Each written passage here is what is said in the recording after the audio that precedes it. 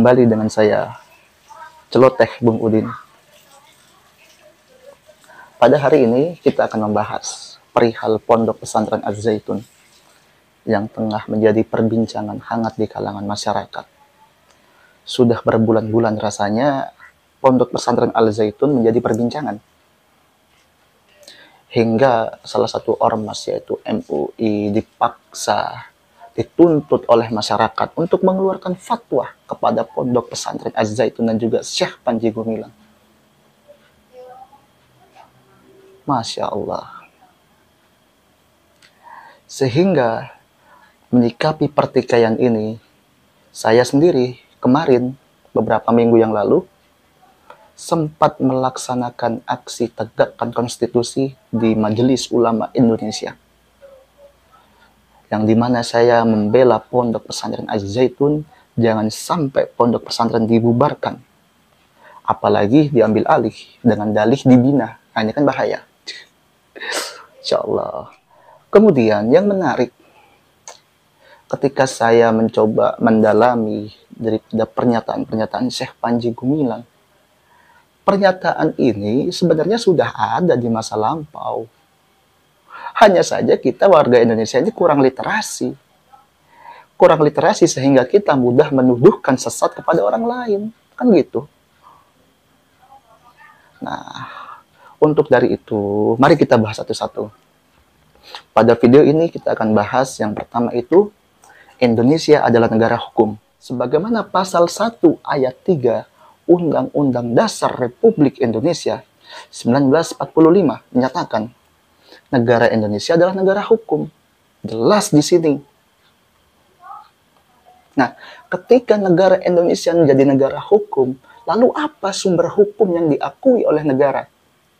Kita lihat di pasal 2 Undang-Undang Nomor 12 Tahun 2011. Dinyatakan bahwa Pancasila merupakan segala sumber hukum negara. Sehingga dengan ini sudah jelas bahwa Indonesia negara hukum, yang menjadi sumber hukumnya adalah Pancasila, bukan fatwa.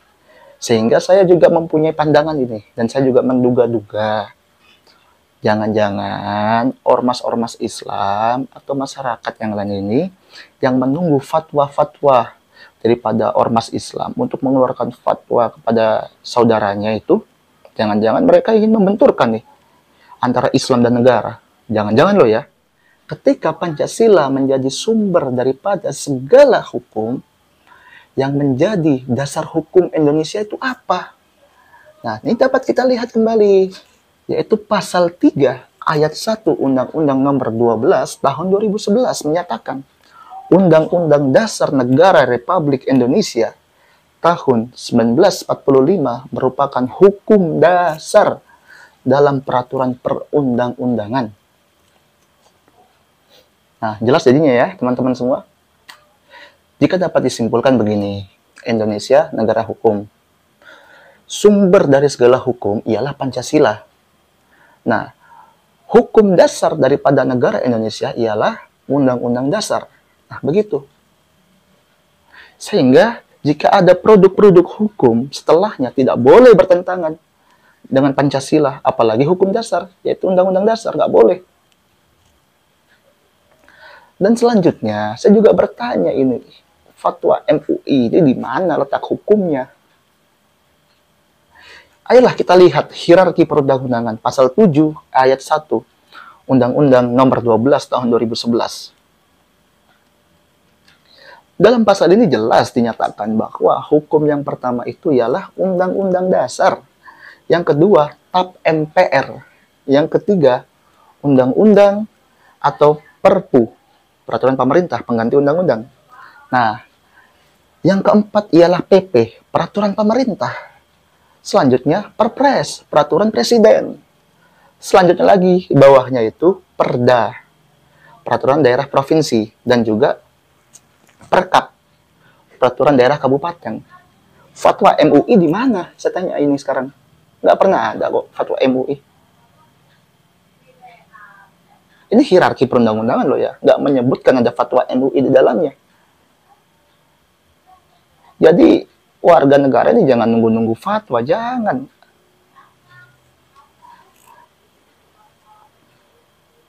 Nah, setelah kita membahas tadi perihal Indonesia negara hukum dan lain sebagainya, kita membahas MUI,